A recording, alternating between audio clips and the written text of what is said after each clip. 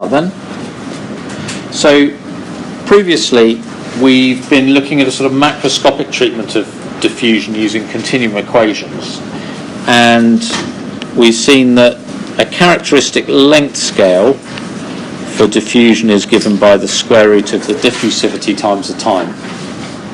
That's something that's cropped up again and again as we've looked at that, but clearly that's got to break down at very short length and time scales when we sort of get into the regime of the motion of individual atoms. And as we discussed a little bit last time, of course, diffusion results from the random motion of atoms. So we're going to start today the sort of third main topic of this course by looking at a random walk. And what that means is a series of steps like this, where each step is independent of the previous ones, and there is a displacement vector, if you like, associated with each one, which I'll write as a vector big R subscript n, where n labels the step. And for simplicity, I'm going to assume that all steps have the same length, big L. So it's a random walk where the randomness is in the direction of the walk of the individual steps, rather than how long each step might be. And clearly the total displacement resulting from big N steps is just very trivially obtained by summing up all the displacements of the individual steps. And then we can take that equation and dot it with itself.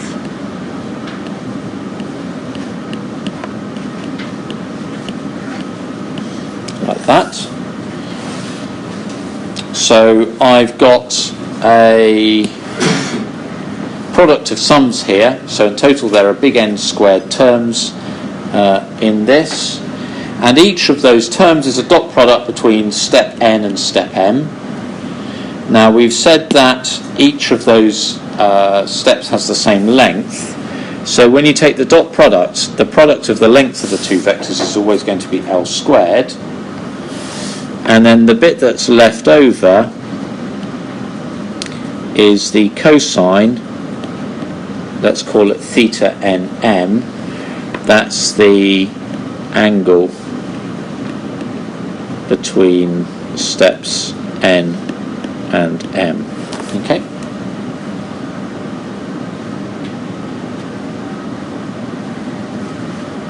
So that is the total displacement of n steps of one particular random walk. But if I now consider all possible random walks of n steps and I average over those, that's something I'm going to represent like this, then that is just this quantity. Okay? So this is average over all walks, like that. Okay. Now, in this summation, of course, we've got two possibilities. First possibility is that we may have the diagonal, if you like, term. When n equals m, then obviously theta m nm is 0 there, and cos theta nm is 1. When n is not equal to m, when we've got the dot product between two different steps, then we've assumed that theta nm are uncorrelated. Then there's no dependence on them, i.e. the expectation value of that cosine is 0. Okay.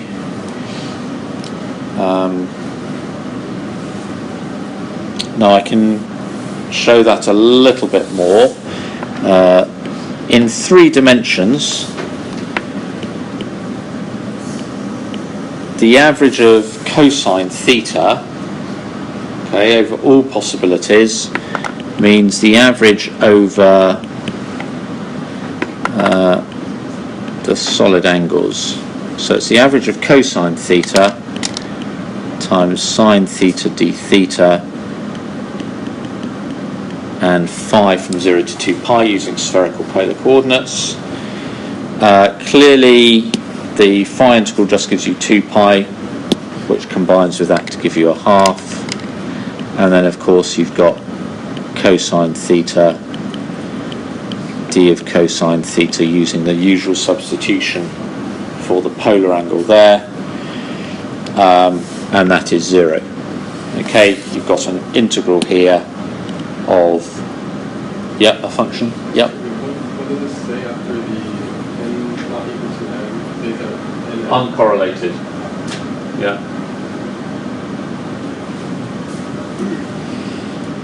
All right. So in 3D you can show that's the case. In 2D you can also show that's the case. Okay. That's just 1 over 2 pi. Okay, that's clearly 0. And in 1D, well, if you're in 1 dimension, then you've only got 2 possibilities. You're either going parallel or anti-parallel. So cosine theta can only take the values 1 or minus 1, either way. Okay. So the cosine, when you've just got 2 steps and they're randomly oriented, that it just means that, if you like, they're just going to be, the angle between them is going to be uniformly distributed over the surface of a unit sphere or the perimeter of a unit circle, or just over +1 and -1. And either way, when you do it, you see that you get 0. And therefore, that means that in this sum, of course, this double sum reduces to a single sum. You only keep the terms when n equals m, and each of those terms is 1, and there are big N of them, because that's how many you're summing over, and therefore the key result is that big Sn squared is n times L squared. That's the key result. Okay.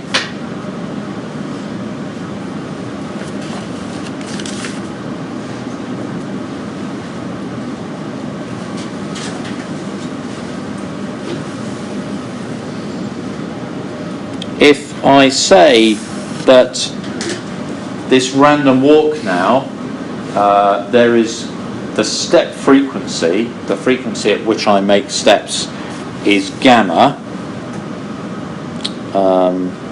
Okay, so let's write that up here. If the step frequency is gamma,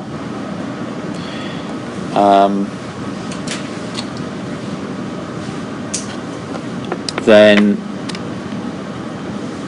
the time that we're at, if you like, or actually no, let's maybe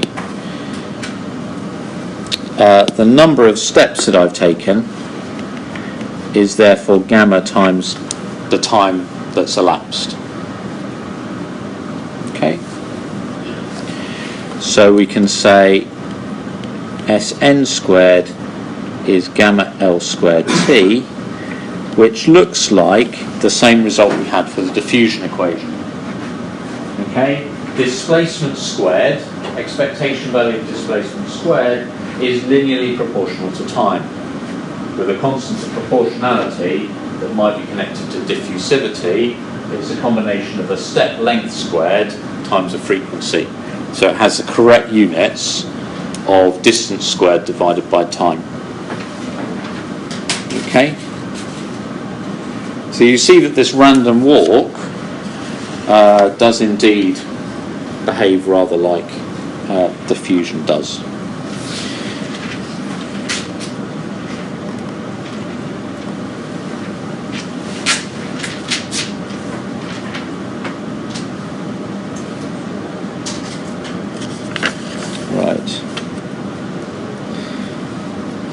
Can try a bit more precise. Let's try and relate this back to what we had before.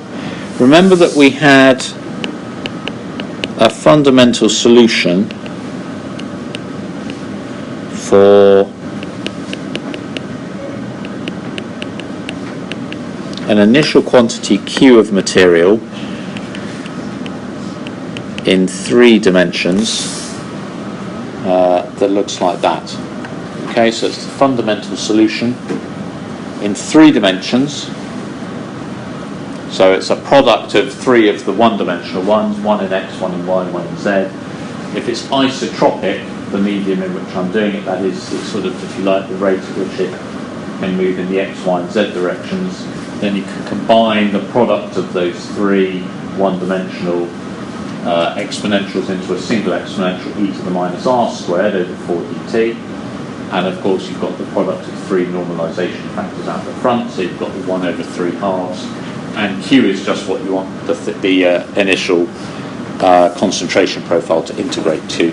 So just think about it as 1 if you want. Then for that sort of solution of the diffusion equation, in other words, sort of starting all the material out at a single point and now just sort of letting it diffuse, then we would say, well, the equivalent to what we just calculated from the random walk would be this thing, which is an integral essentially using the concentration as a probability density. So what we want is to calculate this quantity.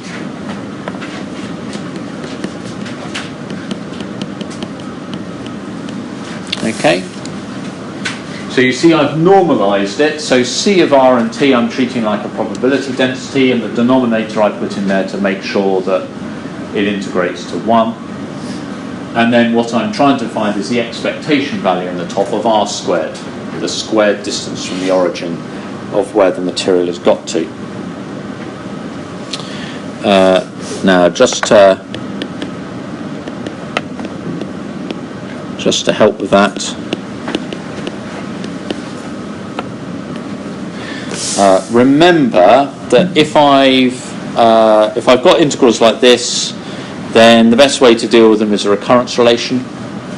So define this recurrence relation, to define this family of integrals here, r to the n e to the minus r squared over alpha. Of course, the trick here is to write this as r times r to the n minus 1, and then to apply integration by parts. So you write down the r to the n minus 1, and then you integrate r times e to the minus r squared on alpha, which gives you minus alpha on 2, e to the minus r squared upon alpha, between 0 and 2, plus, and then you're going to differentiate the r to the n minus 1, so you're going to get n minus 1 out of the front, r to the n minus 2. You've still got the minus alpha on 2 e to the minus r squared there, so you've got alpha on 2 e to the minus r squared upon alpha dr. And I recognise that the first term, as long as n is greater than 1, the first term will vanish at both the upper and lower limits, that boundary term there.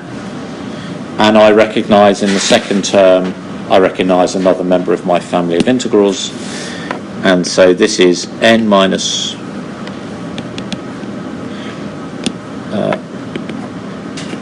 n minus 1 alpha on 2 I n minus 2, as long as n is greater than 1.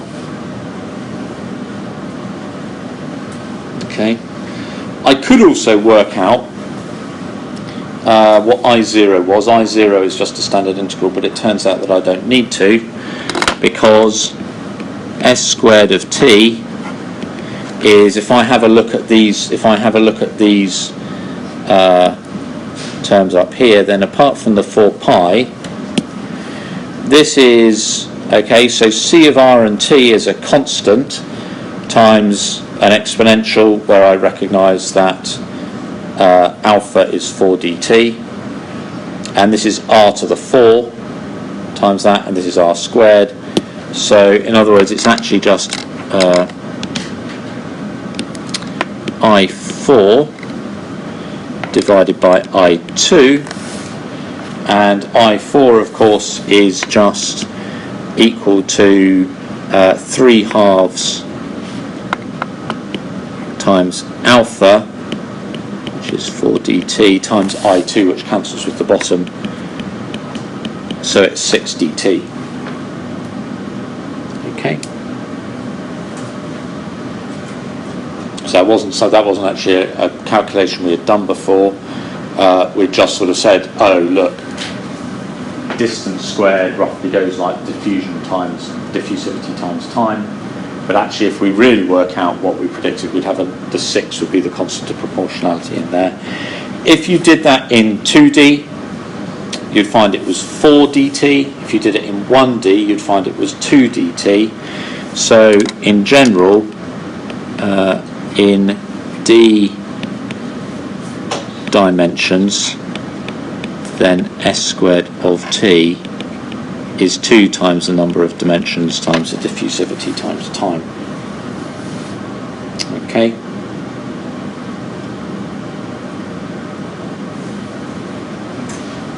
So, in the previous slide, I showed that this distance squared for the random walk was gamma times L squared times t. Okay.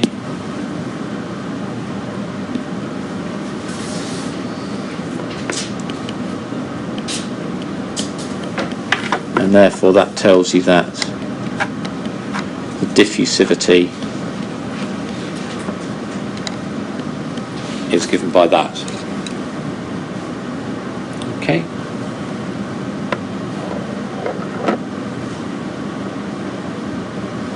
Does that make sense? So the diffusivity obviously increases if you increase the step frequency, so that the atoms are taking steps more rapidly, or you increase the length of the step that they take. Obviously both of those things will promote it. And it goes down with the number of dimensions, because the more dimensions that you add in, actually the more likely that actually the random step is just sort of not going to be productive. In fact, it effectively taking you further away from the origin. It's more likely to be in some sort of direction that either brings you, that really doesn't do anything, because it's sort of that, if you like, if I've overall gone to here, then there's a decent chance I'll sort of go right and just sort of go over here, which actually doesn't do anything. So if I'm in 1D, I might go right or left with equal probability, and if I'm in 3D, I might go forwards or backwards with equal probability. That kind of hasn't changed. But the more dimensions there are, then the more possibilities there are to take these sort of non-productive steps, if you like.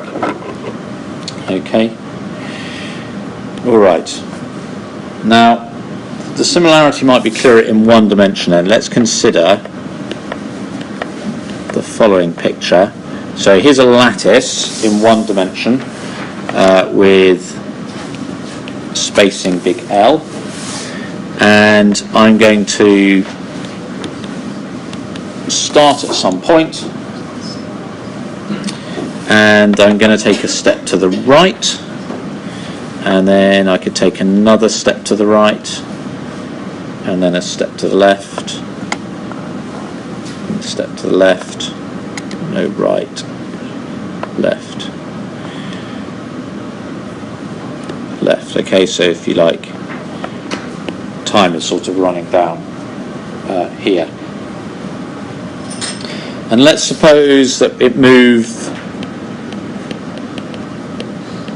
right with probability P and move left with, therefore, with probability 1 minus P. Okay. And I'm going to make n of these jumps. Okay.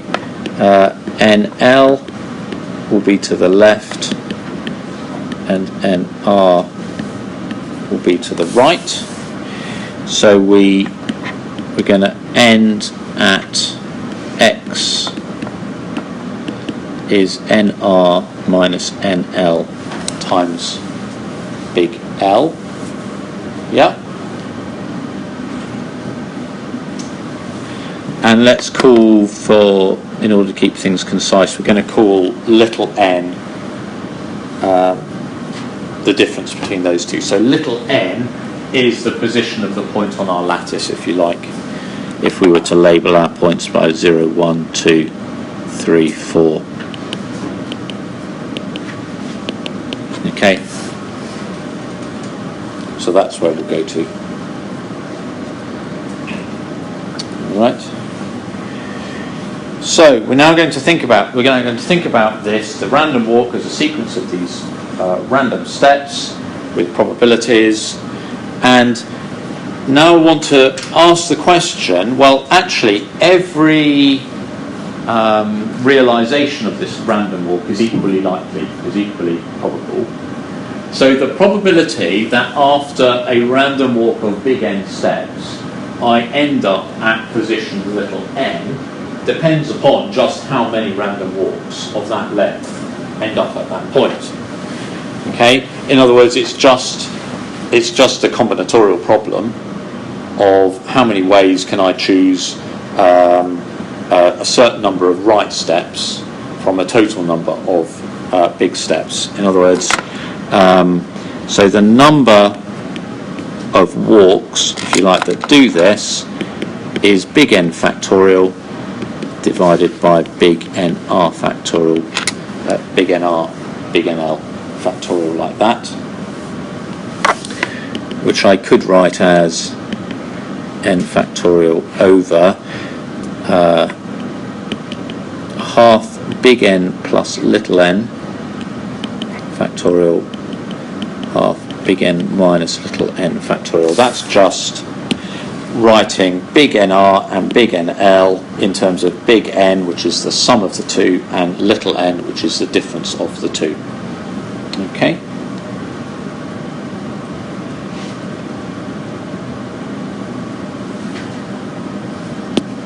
So that's the number of walks. And the probability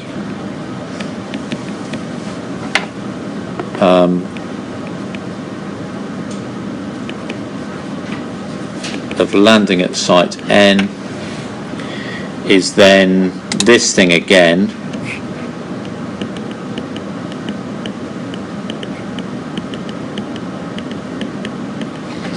times the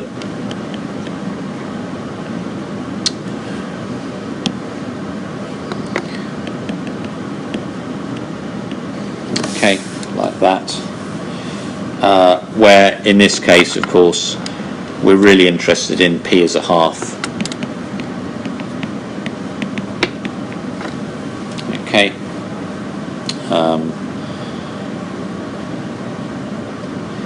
So in fact, this just, in this particular case, that would just become half to the power n.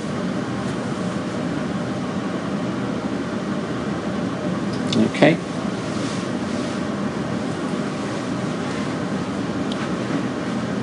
What would be the difference if the probability were not quite the same for right and left?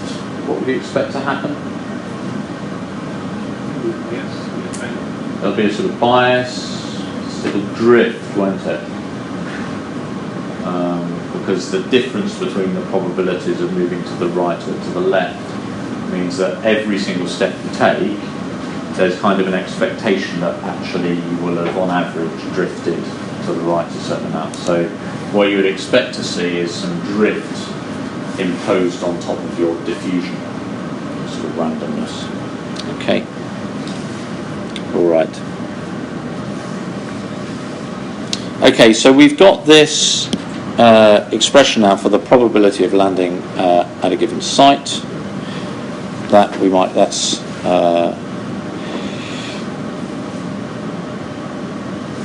So let's now do what we did once before.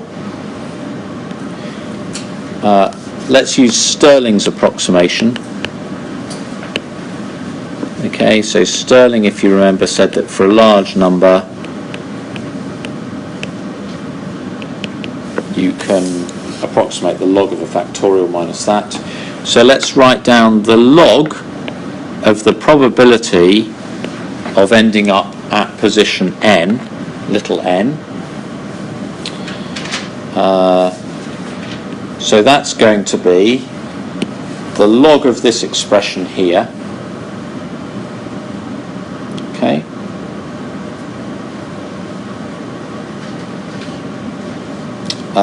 And this is just a simple product, so when you take the log of a product, you just end up with the sum of the logs. So that is going to be the log of n factorial from the numerator minus the log of n.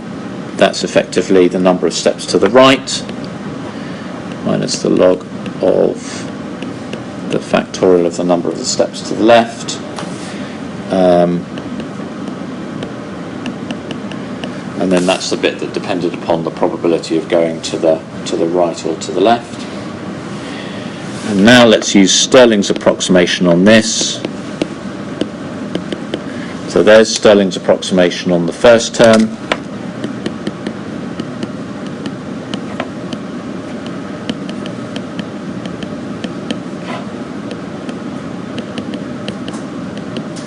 That's Stirling's approximation on the second term, the second log there, and then you've also got to do the same for the third term.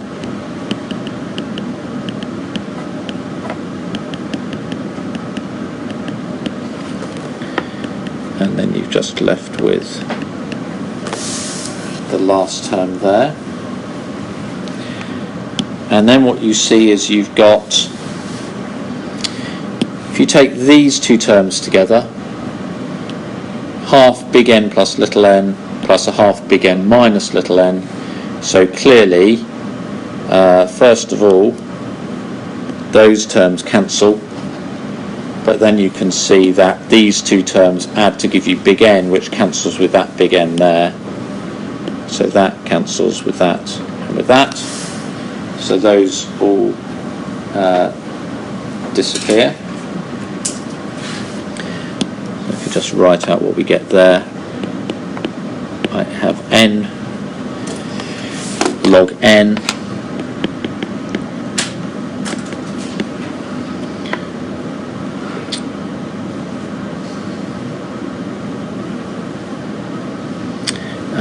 and then I see that I've still got, in this log here, I've still got the log of a product.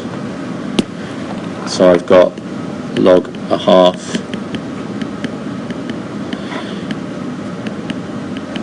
so I'm expanding that out now, and then I've got the other term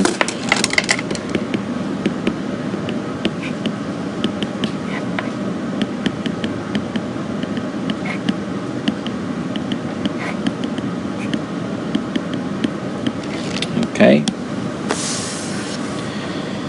And again here I've got minus a half little n log half plus a half log n, so those cancel again, and then I've got minus a half big N log half minus a half big N, so in total minus big N log half plus big N log half.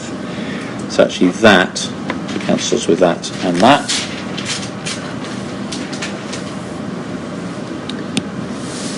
So big N log big N minus a half the sum, and just anticipate what's coming next. Let's write this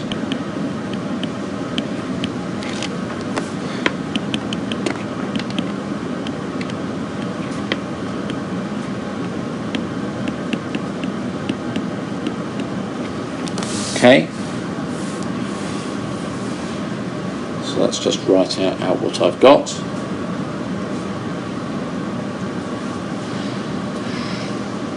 And obviously what I'm going to do now, what I'm teeing up to do now, is to now think about the case when little n is much, much less than big N, which of course is what you expect to be the case for the majority of these walks as big N gets very large. Yeah?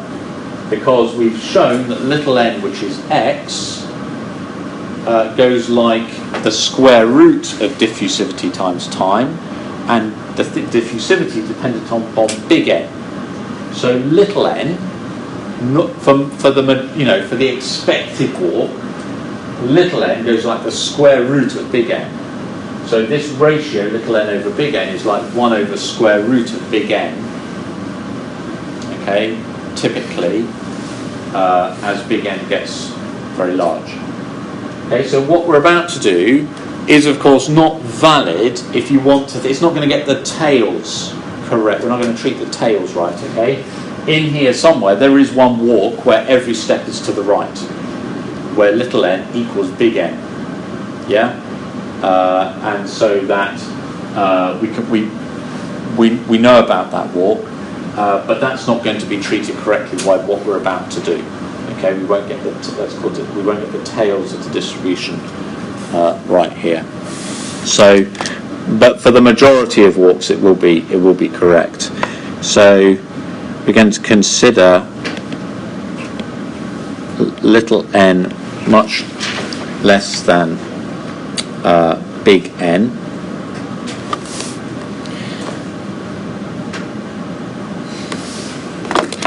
So my log of the probability of little n,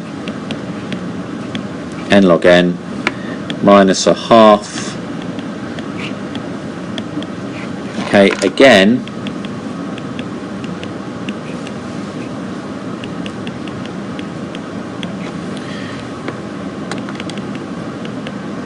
I am expanding the log of a product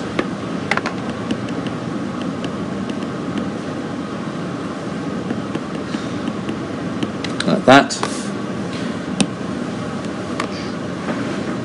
And now, as usual, if I look at the terms big in big log n, there's cancellation between those two, and then actually cancellation between all of those.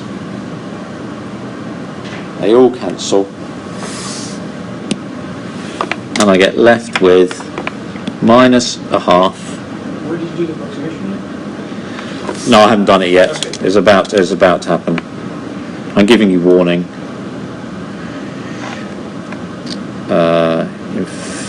Yeah. So here comes the approximation. I'm going to approximate log of 1 plus little n over big N, like log of 1 plus x when x is much less than 1. So that gives me x minus a half x squared plus some extra terms. And then I need to do the same for this term here, except that this is now minus there.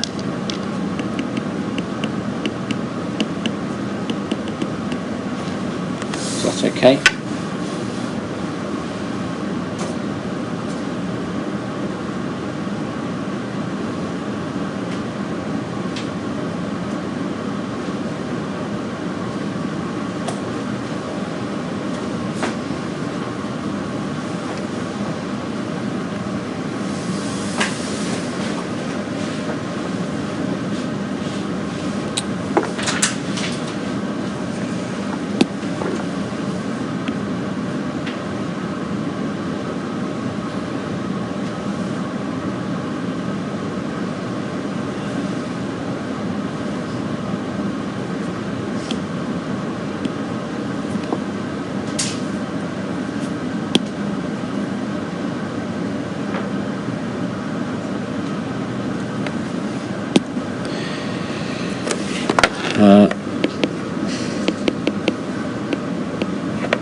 Actually, it's best done this way.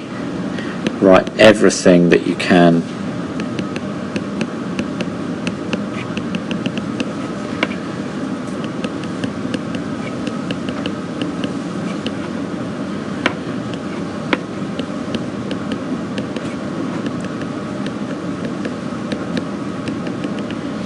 Okay.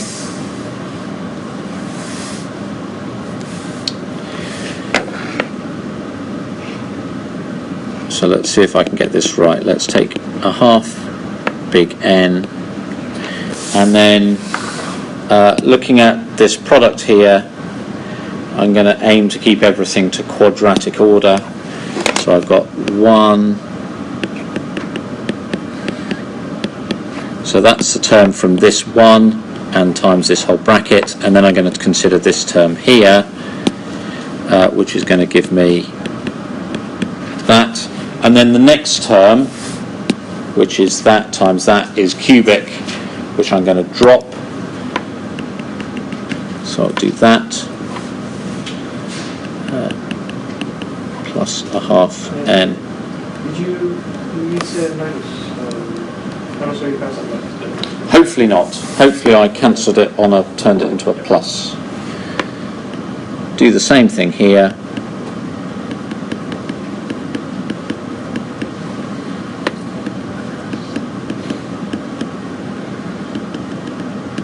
Okay, so just expand everything out, keep terms up to quadratic order, and what you find is that there are two terms which are linear in little n over big N, but one has a minus sign and one has a plus sign. So those two terms cancel. And then you see that overall you've got, you've got plus a half little n over big N squared inside the square brackets times minus a half n. So overall I've got something to do with minus a quarter. Actually, let's just write that here. So that is overall minus a quarter little n squared over big N from the first term. And then in the second term here, overall inside here I've got minus a half times the ratio squared times a half n on the outside. So that's also minus a quarter little n squared over big N, which is therefore overall minus little n squared over 2 times big N. Okay? A lot of algebra, I know. But that tells you that overall the probability distribution behaves like that. Okay? Perhaps with a caveat, as long as we're only thinking about things towards the centre of the distribution. Okay? And of course you could have told me that that would happen, right? You could have told me that I could have derived the normal distribution as a limit of the binomial distribution in the sense when I have a large number, right? It always happens. Okay? As long as you haven't got particularly pathological tails or something in your distribution. Okay? So, in other words, we can write that the probability that I end up at a position x like that is proportional to the exponent of minus x squared over 2. So n I can write as x over L. So I've got 2. Okay, that's from the L, and big N we said was gamma t. Okay, which tells me that that's like the fundamental solution with that value of diffusivity. Yeah?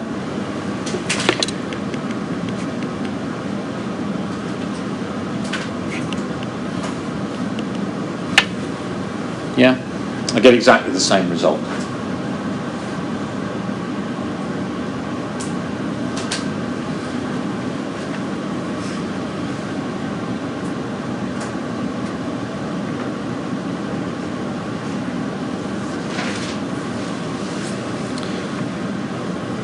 All right. Sorry, why is it proportional to eta with the stuff? Is it So little n yeah. is x divided by big L. Actually mean the blue line. Sorry. Why This, that? Yeah. because that's the log of p of n. Oh, yes. So I just exponentiate each side. Okay? And then substitute in, and I get this form, and I pull out the result I had. If I want to go to 3 dimensions, then actually you could just think, well, you know, to be honest, if I've just got a very simple isotropic case, then I could just think about actually doing in simultaneously sort of doing this in 1 dimension along x and 1 dimension along y and 1 dimension along z, because the jumps along x, y and z shouldn't have anything to do with one another. Of course, if you think about where that always takes you, the lattice of points is slightly interesting. Right? You're always going +1 or -1 in all 3 directions. You don't get to stay at the same place in all 3 directions. So your jumps are always, you've always got to be +1 or -1 in each direction. So you sort of jump to the 8 corners of a cube centered on your original position. And then they'll jump sort of to 8 back. So it's a sort of interesting lattice that you jump over, but nevertheless it's a sort of valid 3-dimensional sort of random walk picture. If they're all independent, you can just multiply the probability distributions. So again, you would multiply 3 of these things, but all you just have to accept now is that your jump frequency, if you like, has trebled now. So you've got a jump in x, a jump in y, and a jump in z, which means, because if I multiply all these 3 things together here, in the denominator of the expanded thing, I'd still have 2L squared gamma t. Yeah. So I would still look like I had a diffusivity of a half gamma L squared, whereas before we said it was 1 over twice the number of dimensions times gamma L squared. We seem to be missing a factor of 3, and what I'm saying is that factor of 3 is in the effective jump frequency, because I've now got 3 dimensions and effectively making 3 jumps every time. Okay.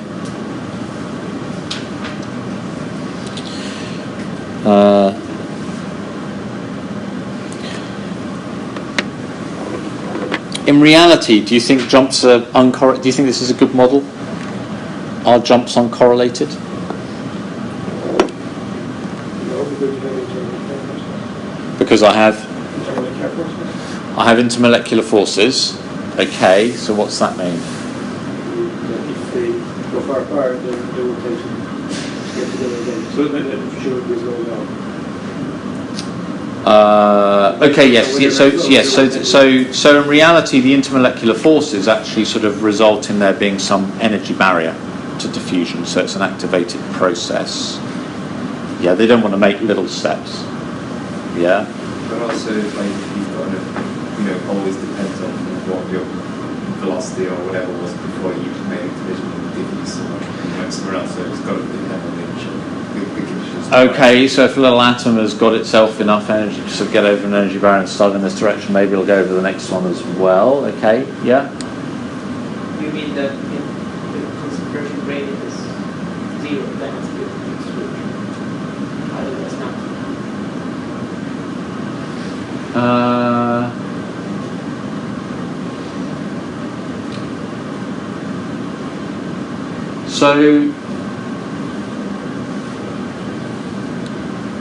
So the interesting thing here is, of course, I haven't talked anything about concentration gradients. I've just talked about a random walker starting at some position, and then he starts to move around. So that's a bit like the fundamental solution. The concentration gradient sort of comes in from the initial concentration profile that I then build up, if you remember, don't I, by essentially associating a fundamental solution with every position but weighting it by the initial concentration. So that would be like taking a whole selection of random walkers now and starting off a number on every lattice point proportional to the concentration there, and then letting them all do their random walks independently and seeing where they end up. And the point about how the concentration gradient comes in is that if I have initially more random walkers over here than I do over here, then actually, on average, after all they've all done their random walks, more of these are going to have gone over here than those are going to have gone over there. And so the net effect is going to be that actually I've reduced the concentration gradient. But there's no driving force in here. The probability to jump to the right and to the left was the same. It was equal. Okay. So actually what we've seen is that we've seen that without at a purely sort of point-wise treatment, which hasn't made any reference to an initial distribution of walkers or anything like that, that we have arrived at the same solution, the same final distribution, as we would have got by solving the diffusion equation, where we know the two ingredients of the diffusion equation were Fick's first law, that flux is related to concentration gradient, and conservation of matter. Yeah? In other words, the conservation bit is common in both. We don't lose any random walkers here any more than we lost any material in the first case. But the Fick's first law bit emerges here as a statistical thing. That happens. Yeah, that's just the nature of the statistics of it. If you have a concentration gradient, you will get a net flux in the opposite direction. We didn't put that in here. It came out. It came out, if you like, as an independent derivation stroke justification of Fick's first law. We didn't assume it. Okay? Excuse me. You basically jump to the solution of the law, right? Where did I jump? As in, so, no, like, what the treatment that we need now Yeah. led us to the solution of the diffusion equation. Yeah. Independent of the diffusion equation. So I never wrote down the... Exactly, Yeah. exactly. It's not, Yeah. So my question is now, if this solution and to what extent this is equivalent to having the diffusion equation. So we'll come on to that. It's What we'll see is... What we'll see is we could actually derive the diffusion equation from this sort of picture, and we will do, okay? But first of all, you see that actually just the solutions just emerge the same, which gives us the hint that that's what we'll be able to do. Yeah.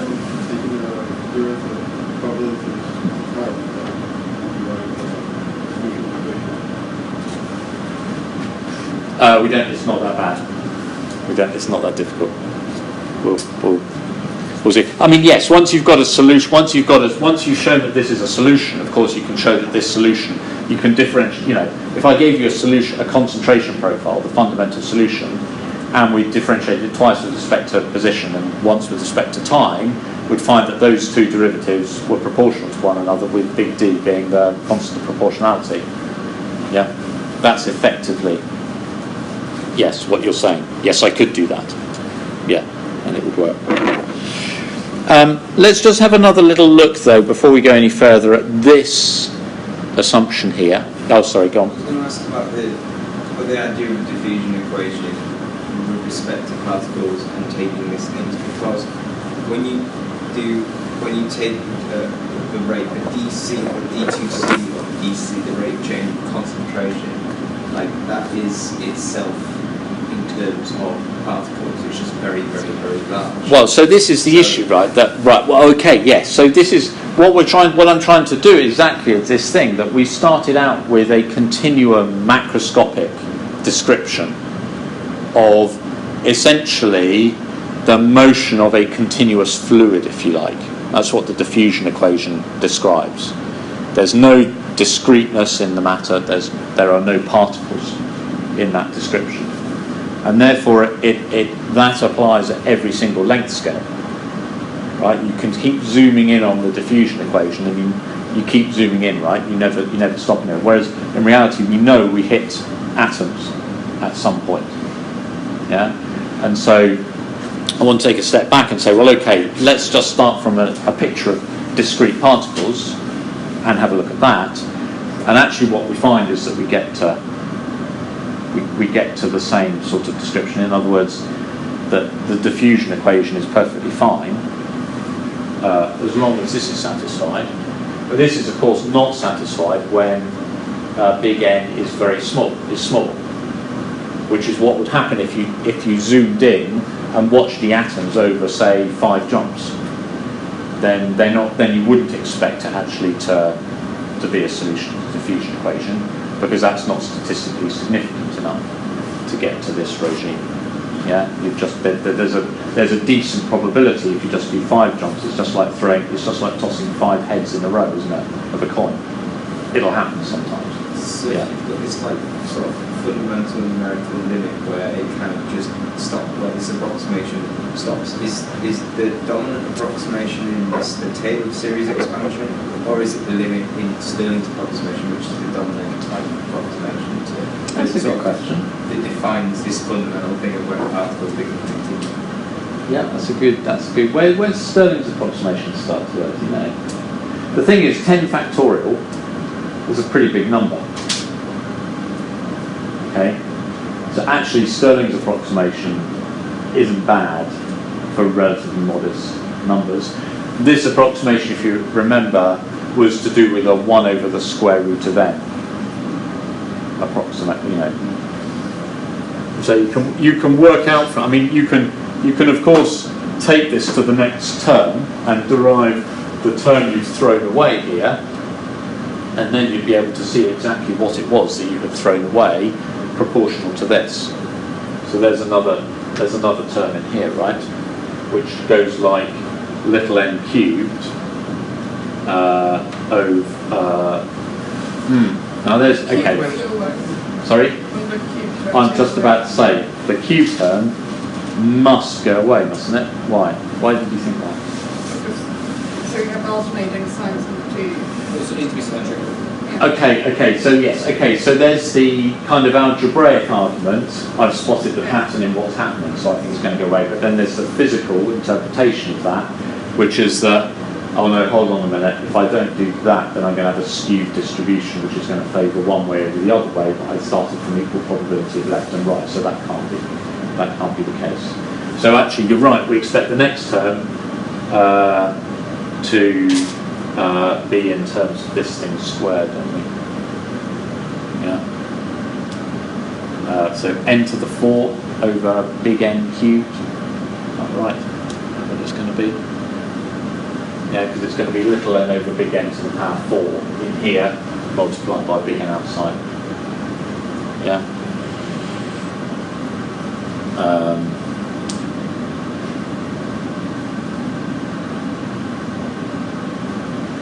So what's that? You've got me interested now. Okay, you've diverted me. No, this is fine. So you've diverted me. So it's going to be a certain amount of little n to the 4 over big N cubed, and we said that. Just take this over here. We've said that typically we expect little n is proportional to the square root of big N. So this is, so it's a term. So we neglect a term which goes like 1 over n in the exponent. Yeah. Now I would say that isn't getting small particularly fast. Yeah. So I suspect that is going to hang around a lot longer than the effect of Stirling's approximation, would be my hunch. Yeah? Okay. Oh, that's right. I was asking you about correlated jumps. whether you expected this to be a random walk or not. And it partly depends upon actually what the mechanism is. We'll have a look at some mechanisms, and actually we'll see that in some cases this is a very good kind of description, and in other cases it's obviously a very bad description. However, it's worth saying if you do have correlated jumps, then it typically is just included with a correlation factor. So in your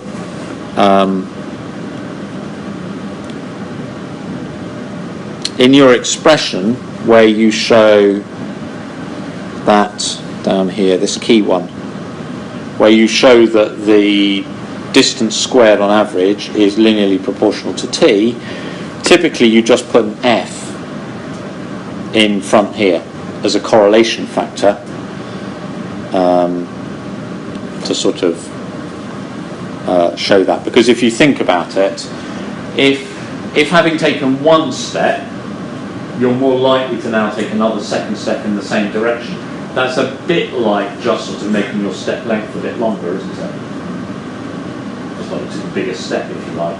So you can almost treat it, if you just imagine L getting a bit longer, it would just be a multiplicative factor here. So typically that's how it's done.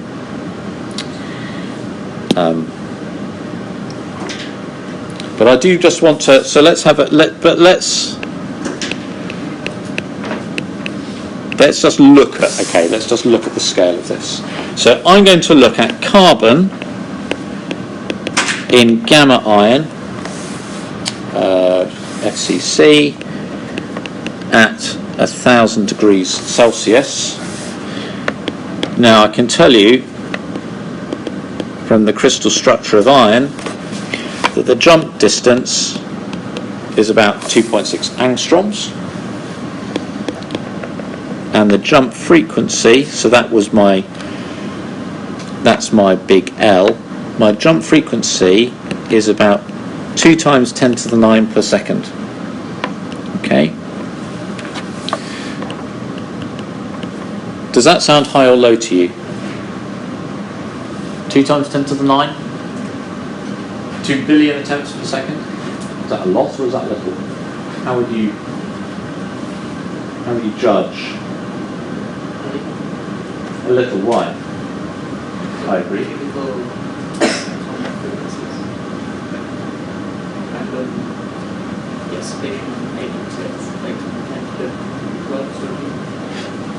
Good. Vibrational frequency 10 to the 13 hertz, terahertz. Those are optic phonon frequencies. Remember, the optical phonons are the ones where atoms are moving backwards and forwards, not the acoustic modes, but the optic ones, the non-dispersive ones. They're the relevant ones here.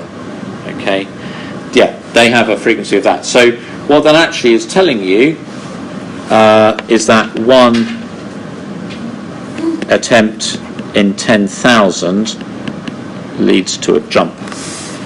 Okay, you think about an atom sort of rattling backwards and forwards in its cage with a frequency of 10 to the 13 hertz, and once in every 10,000 it's going to actually succeed. So it's actually quite a low probability thing. So in 1 second, each carbon atom travels. So how far does it travel? It travels 2 times 10 to the 9, okay, times 1. That is gamma times t, t being 1 second, okay? And each time it jumps a distance 2.6 times 10 to the minus 10 meters. So 10 to the 9 minus times 10 to the minus 10 is 10 to the minus 1. That's 5.2 times 10 to the minus 1. Shall we say call that half a meter? Okay. In other words, if every little atom had one of those little Trundle wheels and just measured how far it went all the time, it's done 0.5 meter in a second. Okay? However, a lot of the time it's been going forward and then going back and going forwards and back. So what we're more interested in is the net displacement, okay, which is the square root of time. Okay, that's gamma times 2.6 times 10 to the minus 10. Okay.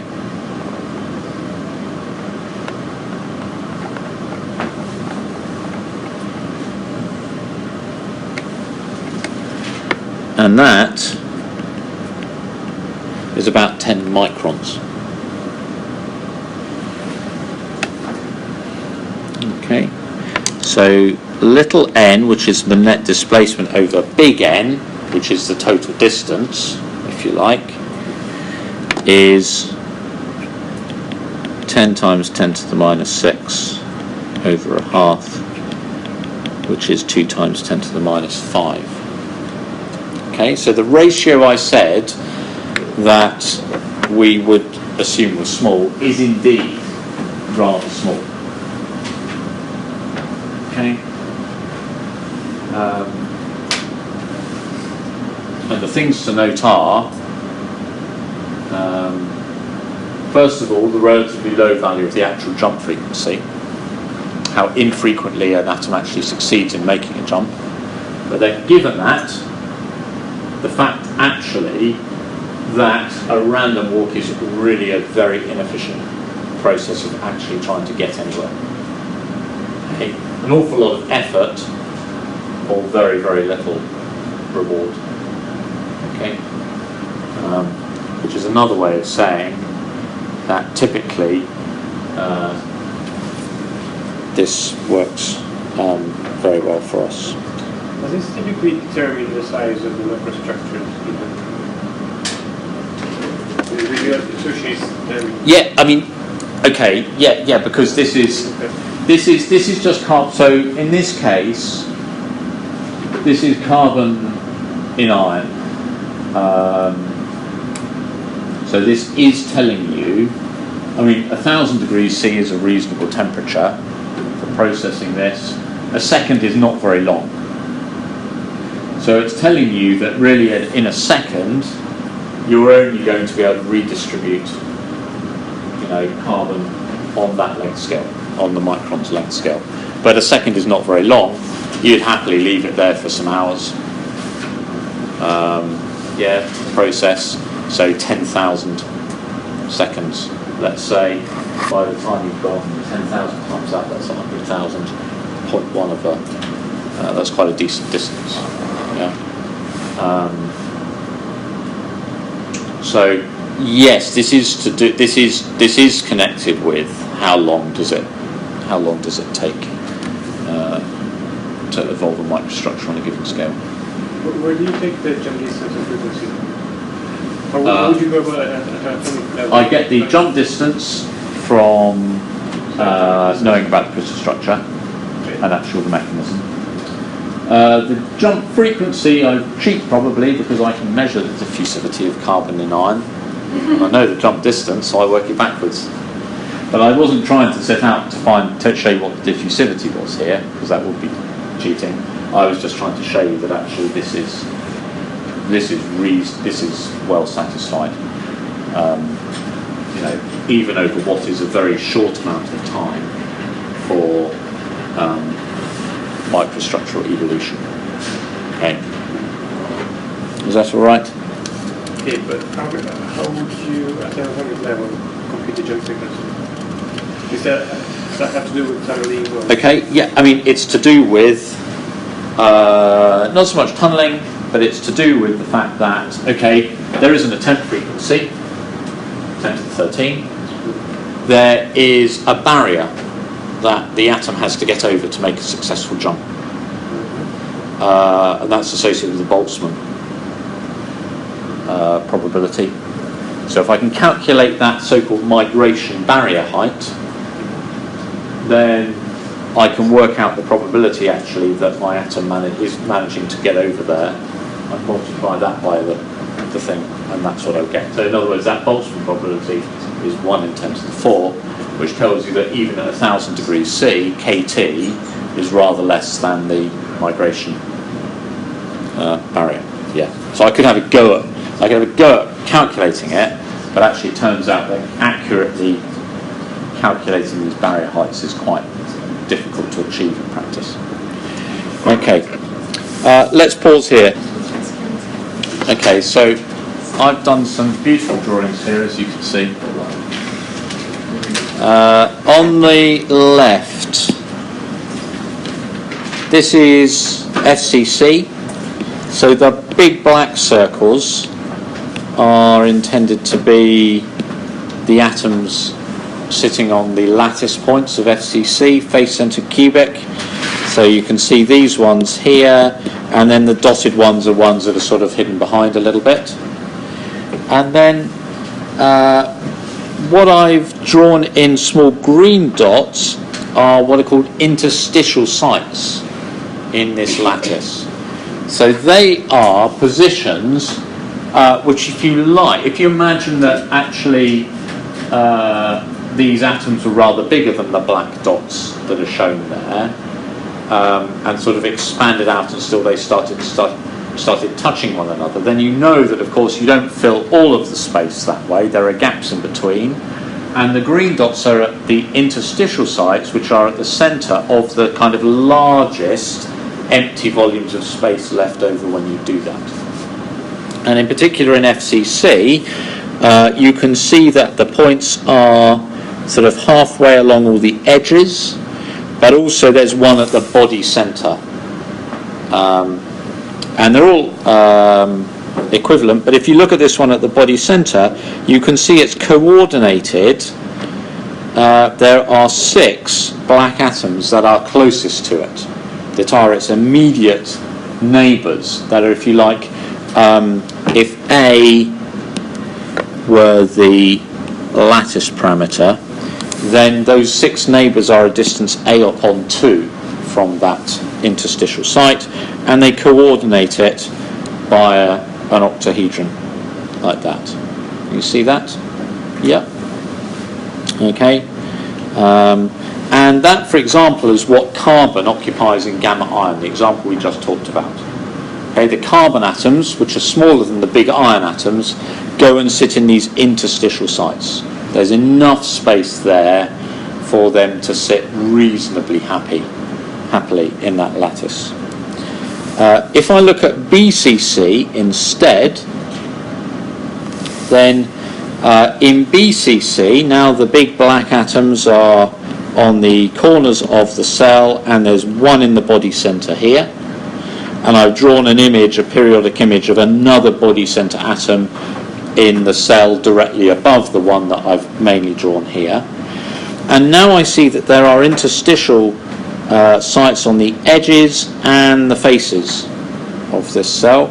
And looking at this one in the centre of the face here, then again you can see that you can find one that has got an octahedron around it, but this time the octahedron is a bit squashed, because actually the distance from this particular interstitial site to the atoms above and below is again A upon 2, but the distance here is A upon root 2. Yeah, so that is longer. Now, as this octahedron has been squashed, and these different sites have they have their octahedral interstices, but the octahedron coordinated them may be oriented differently in terms of what that squashed direction is. And there are also tetrahedral interstices in these crystal structures, coordinated by 4 atoms as well. So, if we look at FCC in plan now, so looking from above, let me try and do a decent job of drawing Okay, there are the 5 atoms looking above on the left-hand side. Okay, and I can draw the unit cell in as well with side length A, and you can see that here is on the edge, okay, one of those octahedral interstices. There it is. Turns out that A is about 3.64 angstroms here.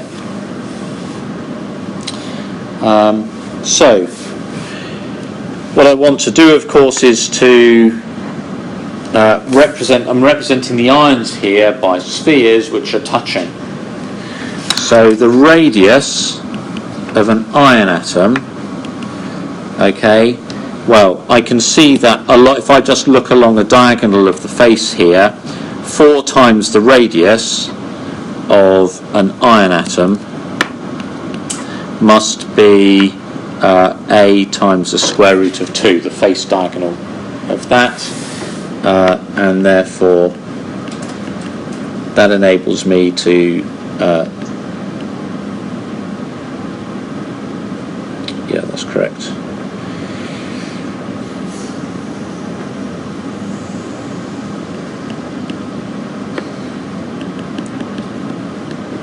Okay, 1.29 angstroms. Okay, that would be how you would roughly estimate an atomic radius, yeah, for iron, like that.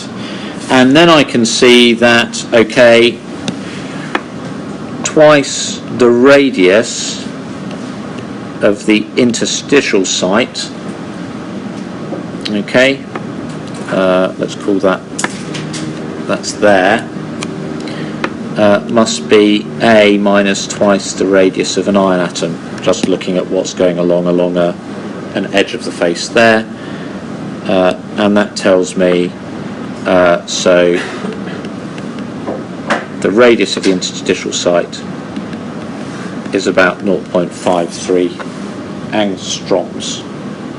Okay, that compares with a carbon atomic radius estimated in other ways of about 0.77 angstroms. In other words, it tells you that the carbon atom is rather squashed in there, but it's not, it's not super squashed. However, what does that mean? That means that this carbon atom, if you like, is going to get its elbows out on the neighbouring iron atoms, and locally there's going to be a distortion of the crystal structure due to the presence of the carbon atom.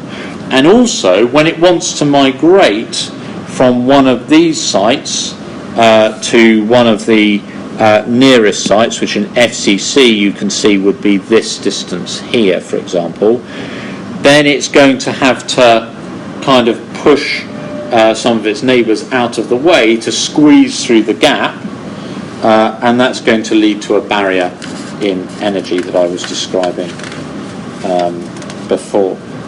Okay, so think about that a little bit.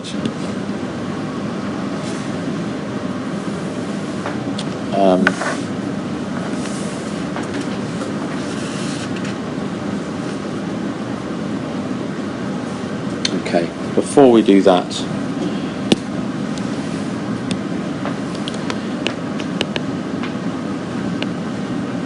let's just take a simple cubic lattice, and I'm going to have a host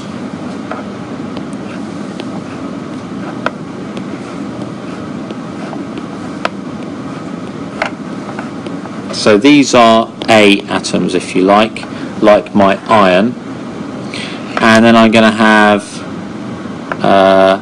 some B atoms, which are like the carbon in the interstitials. But let's just think about a simple cubic lattice to start with here. Okay, and we'll think about one dimension which I'll call X,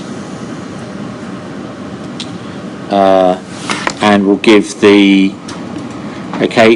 lattice planes on which those interstitial sites sit and where the B atoms can sit are separated by some distance big L. And obviously there's a chance that a B atom here could hop to the right, or a B atom there could hop to the left, like that. Okay? And I'm going to label those planes plane 1 and plane 2. And I'm going to say there is a concentration N1 of B atoms in plane 1 and a concentration N2 of B atoms in plane 2. What that means is that is the number of B atoms per unit area in that plane. That's what I mean there. Okay. Let's assume that the concentration of B atoms is low. That enables us to assume that any interstitial atom that we might find is going to be surrounded, well, in simple qubit, by 6 nearest neighbour vacant sites. In other words, all the nearest neighbour sites are empty, and it can jump into them without worrying about jumping on top of another atom. We'll forget about this distortion of the lattice that is required on migration just for the moment. And we're going to assume that the concentration of B atoms only varies in the x direction for simplicity of this analysis. And so you know what would happen under those circumstances, that the B atoms would diffuse around to make the concentration equal everywhere. If I think about atoms jumping from plane 1 to plane 2, okay, then 1/6 of the jumps that are made by that atom will be from in the positive x direction. One of them is in the negative direction, that takes it from plane 1 to plane 0 or something, and 4 of them will keep it in plane 1, so they don't actually have any effect. Only one of them is out of the 6 is forward, so 1/6 of the time with that frequency, every atom is going to move in that direction. In other words, the flux of atoms from 1 to 2, plane 1 to plane 2, is 1/6 of the jump frequency, and then obviously times the number of atoms that there are, because each of these atoms is independently making its own jumps. Okay? What did you get the factor of 6 from? The 6th I got from just an orientational factor that it's going to make jumps between its neighbour sites. It's got 6 of them. So this one can go to here, or it could go backwards, or it could go up or down, or up out of the plane or down into the plane. Okay? And also though, atoms in plane 2 will jump to plane 1 like that. So what about can J1 to 2 not be affected by, like, if there's particle blocking in the way? So that's what I said. That's why we'll assume the concentration is low. Okay, yeah. So there's no blocking.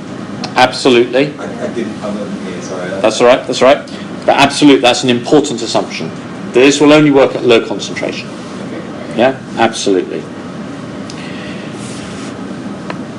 So there's a net flux in the positive x direction, which is the difference between these two, which is 6 times gamma times n1 minus n2. Okay, so let's check that. Is that correct? So if n1 is greater than n2, then the right-hand side is positive. In other words, the flux is in that direction, which is what you would expect it to be. So that seems sensible. The plane spacing is L, the jump distance. So I can relate, actually, N1, I could write as L times the concentration. So N was a number of atoms per unit area, and that's what I wanted to give me a flux which is per unit area per unit time. But of course I could relate that to concentration just by saying, well, look, they're a distance L apart. So if I take the number of atoms per unit volume and I multiply it by L, that roughly gives me the number of atoms per unit area on plane 1. Okay? So therefore J is a sixth times gamma times L n1 minus n2. Sorry, wrong.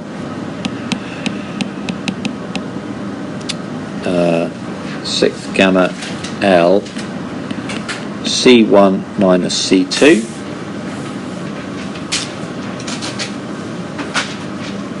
Well, you can see where this is going, can't you?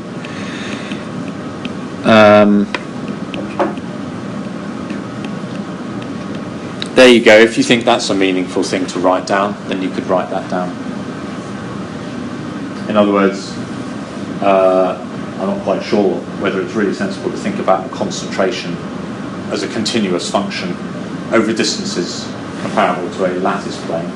You either write this down as a Taylor expansion, or you'll see this as approaching a finite difference approximation to a derivative, depending upon your thought.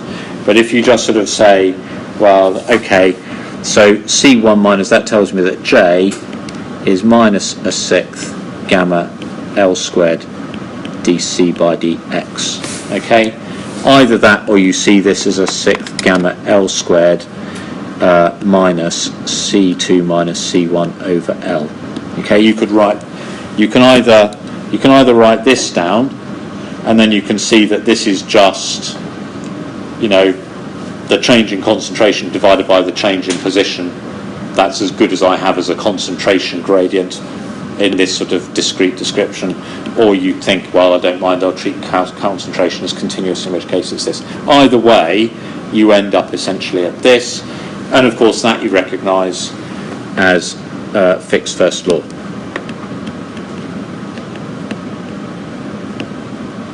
Okay, so there, as promised, is a derivation of Fick's first law from an atomistic perspective. So you could argue that you could derive the diffusion equation in at least Fick's first law either from the continuous end or from the atomistic end. Then combined with conservation of matter, you will get the diffusion equation either way. Okay, but you see, it just comes again from what I said before, which is the diffusion here just comes, and the relation on the concentration gradient just comes from the fact that if you start with more atoms in a certain place, they're more likely to end up in other places than other atoms from other places are likely to end up there, just because there are more here to start with than there were there. It's just a statistical thing. Now, I have derived that for a simple cubic lattice, but actually this applies to any cubic lattice. It applies to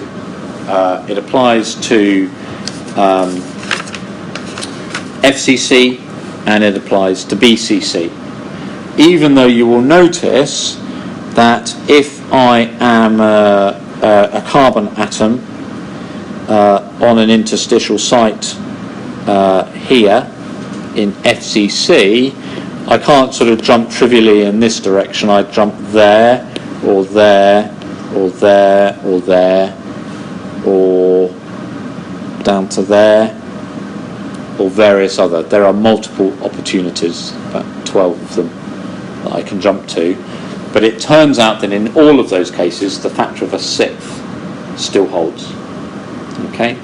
And I think question 3 on the problem sheet takes you through that, trying to work it out. Okay? It's a complicated combination of things associated with the fact that not all of these jumps are quite in the direction that you would want them to be. So you need to think about the component, maybe that they actually move you, but actually that there are more atoms. So the ratio of those which take you in the direction you're interested in is not simply the case as it is in the simple cubic. But those things all cancel out, and conveniently always give you a factor of a sixth. Okay, so there we go. So we've got time to think a little bit, a bit, go back to this thing about migration now just a bit. Okay, here's my interstitial, okay, sitting in one interstitial site, and it's going to try and muscle its way, okay, so it's going to go to that position before finally it might end up in that position. And you can see that this is the sort of the worst possibility. This is the migration point. And if you think back to some of those crystal structures, you can actually identify the atoms that it's trying to squeeze through at any given stage. So what that means is that if I now draw, here's my free energy,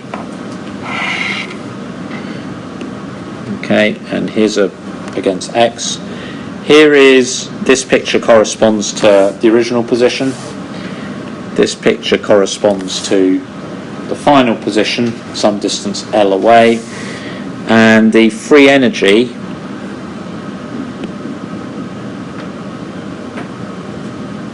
okay, will look something like that. And this barrier is what we call the migration energy. Okay, so it's an activation energy where the M there, I'm saying, stands for migration. And the jump frequency, this is what we were discussing before. What's the jump frequency? Well, it's to do with the number of sites are available to jump to.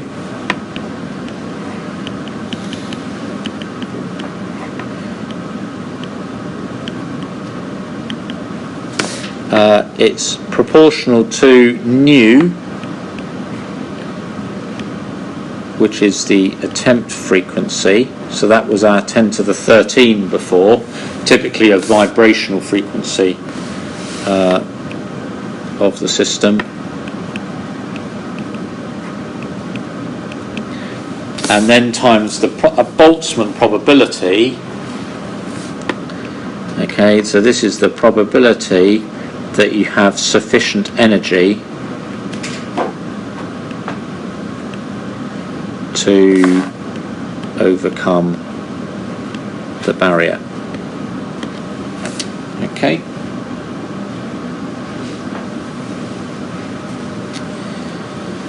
All right.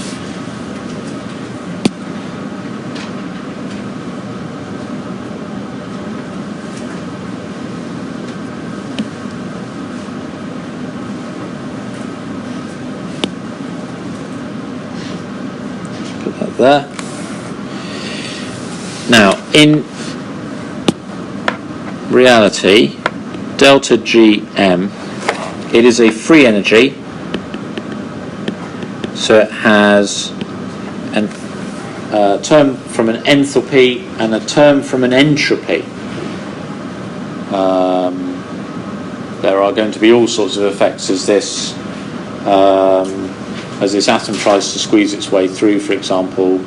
It may have an effect on the phonons. That will have an effect on the vibrational entropy, for example.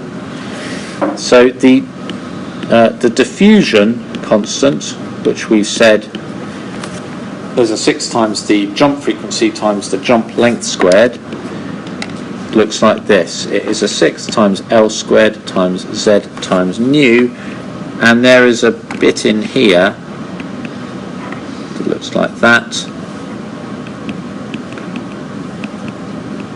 And then there's a bit out here, and typically this is D naught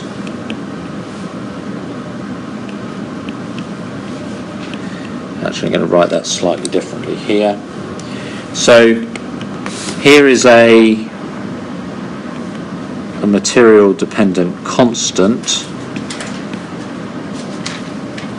Okay, so this thing in here largely depends upon properties of the material, like the crystal structure, these things here, the vibrational modes of the structure, and something about the change in entropy transition structure. And then here you've got something Q is an activation energy, which I'm now doing on a per atom rather than a per mole. Dealing with molar quantities now that we're trying to talk about atomic scale processes doesn't make a lot of sense. So instead of the molar gas constant R, we're now going to see the Boltzmann constant Kb. Okay, so this is something that you typically talk about in terms of electron volts. Okay, but these two things pretty much sort of describe the behaviour of the diffusivity with temperature.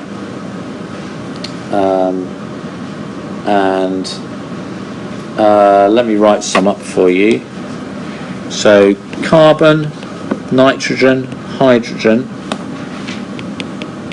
Q D0,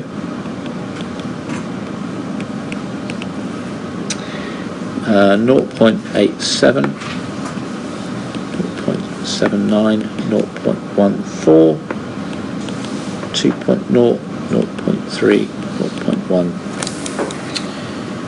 Can you explain the variation in Q? What do you think that's got to do with?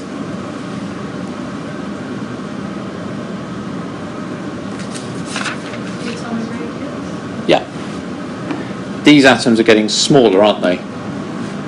Nitrogen is smaller than carbon, is that right? Remember? Right, isn't it? Nitrogen is to the right of carbon in the periodic table. Has one more electron, but it has one more positive charge in its nucleus that tends to compress the electrons in. So nitrogen is a bit smaller than carbon, and therefore it has a slightly lower migration energy barrier because it's not distorting the structure as much as it tries to go through. Hydrogen, of course, is very much smaller, so it has a very much smaller migration energy barrier.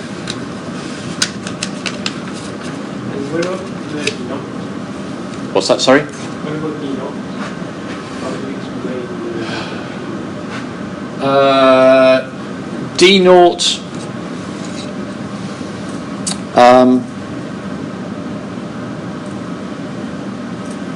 D naught is not so easy for me to explain,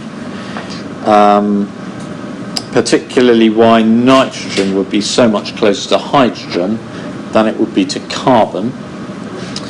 As you can see, these are measurements that have been made. So remember, what's happened is someone's done an Arrhenius plot. They've measured diffusion, and then they've gone and plotted the diffusivity that they've measured at different temperatures against 1 over temperature. So the slope of the straight line should be proportional to Q, and the intercept of the straight line will be like the log of D0. So what do you think the problem is there? What's the issue there? This is not a case of just the theorist blaming the experimentalist, but what's the challenge? I've got to plot log D against 1 over T, and the intercept, let's just be clear, so I'm plotting 1 over T against log D. I'm measuring some points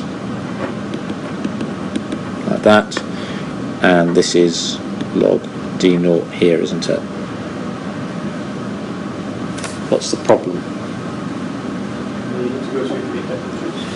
Okay, so this is 1 over T is naught, so T is going to infinity here. So there aren't going to be any points, data points, are there, next to this axis. What's it limited by? What's the maximum? Sorry? Melting temperature, exactly. At some point the iron melts. You can't get any closer than that. So there's a melting temperature here, okay? And therefore you've got these points, and therefore you're fitting your straight line. And what happens as you fit the straight line? It sort of wiggles a bit, doesn't it? There's some error in these data points, and that wiggles. And of course you're extrapolating out to that intercept. And so it's potentially susceptible. Then what do I do to get D naught? have to exponentiate it, and what does that do? Well, unfortunately, if I had if my error in log d0 was okay, now unfortunately when I exponentiate it, suddenly that expands it again. So I'm going to excuse it. I'm not going to say that these are not good experimental results, but what I'm trying to say is it is quite challenging, I think, to actually measure d0. And generally speaking, d0 is not something that we're terribly interested in. We're normally interested in q. If I look at d0 and I look at what's in here, then actually this and this, well, they're just fundamental things of the crystal structure. That is also really, it's not evident to me why that would differ so very much for a nitrogen atom than a carbon atom. Maybe there's a good reason for that. So my thing is, maybe it's in fact that it sounds, there's either, I mean, remember, this is only a logarithm, so you only think about d0 really in logarithmic terms, and actually, okay, these are all quite similar. Either there's significant experimental uncertainty in d0, or there's something more going on in d0 than is described by this. Actually, our model has missed something. There's something special. Nitrogen is doing something special inside iron that is not simply captured by this particular cartoon picture that I've drawn. But I'm not an expert on it, I'm afraid. That's a good question. Right. Any other questions at this point? I might stop here.